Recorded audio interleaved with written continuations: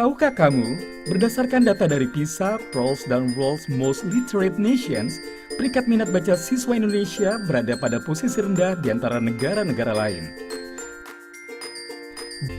Melihat fakta tersebut, Kementerian Pendidikan dan Kebudayaan menerbitkan Permendikbud nomor 23 tahun 2015 tentang penumbuhan budi pekerti. Salah satu poin penting dalam peraturan tersebut adalah mewajibkan sekolah menyelenggarakan program 15 menit membaca buku non-teks pelajaran sebelum hari pembelajaran dimulai. Diharapkan melalui kegiatan ini, siswa terbiasa membaca buku setiap hari dan terbentuk budaya baca di sekolah.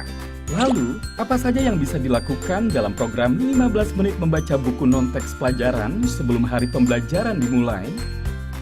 Pertama, membaca nyaring. Dalam metode ini, guru membacakan buku kepada siswa dengan suara nyaring.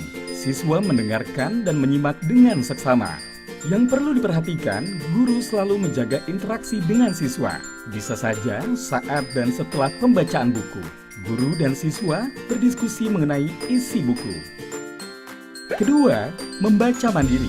Ketika waktu 15 menit membaca tiba, siswa dipersilakan memilih dan membaca buku yang disukainya. Guru mendampingi kegiatan membaca ini dengan turut membaca buku pilihannya. Ketiga, membaca bersama. Guru membacakan buku kepada siswa, di mana keduanya memegang judul buku yang sama. Guru membaca dan siswa menyimak dengan seksama. Pada siswa dalam jumlah besar, guru dapat menggunakan buku besar atau big book. Keempat, membaca terpandu. Dalam metode ini, guru membuat kelompok membaca. Tiap kelompok terdiri dari 4-6 siswa. Guru memandu siswa membaca bacaan yang sama. Guru juga dapat meminta siswa membaca secara bergantian. Setelah kegiatan membaca bersama selesai, guru mengajak siswa mendiskusikan bahan bacaan. Ada beberapa hal yang perlu diperhatikan dalam kegiatan membaca. Buku yang digunakan adalah buku bacaan selain buku pelajaran. Siswa diperkenankan untuk membawa buku dari rumah. Kegiatan membaca berfokus pada sikap peserta didik dan bersifat memotivasi mereka. Kegiatan berlangsung dalam kondisi yang menyenangkan. Guru menjadi teladan membaca bagi siswa, sehingga guru turut membaca saat siswa membaca. Hal-hal yang biasa didiskusikan setelah membaca. Topik atau tema cerita, tokoh cerita, alur cerita, pesan cerita, pengembangan cerita. Agar tercipta budaya membaca, lingkungan sekolah harus kondusif bagi kegiatan membaca siswa, yaitu mendekatkan mereka pada buku dimanapun berada. Sudut baca, lokasi berada di bagian belakang kelas. Menyediakan buku-buku fiksi dan non-fiksi. Dihiasi poster kampanye membaca.